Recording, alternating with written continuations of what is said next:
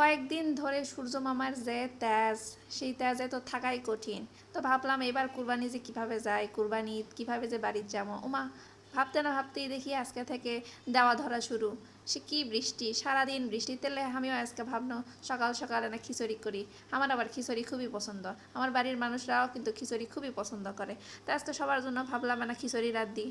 দিন তামার না খেয়ে খালি কামলার মতো খাটি কেন, অবশেষে খাওয়ার টাইম পানো। এই সবই করলে কিন্তু আমার নিজের হাতের তৈরি। এই নিজের হাতের বানানোই খিচুড়ি, এই নিজের হাতের বানানোই কাবাব, আর সাথে এই আচার। আচার কিন্তু ছাড়া খিচুড়ি জমে না। বহুত কষ্টে এই আচার বানাছি। নানির হাতে ছোটো থেকে আচার খেয়ে বড় হওয়া, সে আচারের লোভ এখনও সামলাতে পারি না।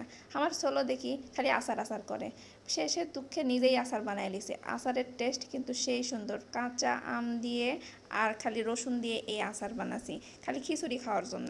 খিচুড়ি খাওয়ার জন্য কিন্তু আচারের এই তেল আর রসুনই আসল। আমি কিন্তু খিচুড়ি খাওয়ার জন্য খালি এই আচারের তেল আর রসুনই খুঁজি। আর এই জন্য নিজের আচার যখন বানাইছি তখন বেশি করে সরিষার তেল আর রসুন দিছি, যাতে কম না পড়ে।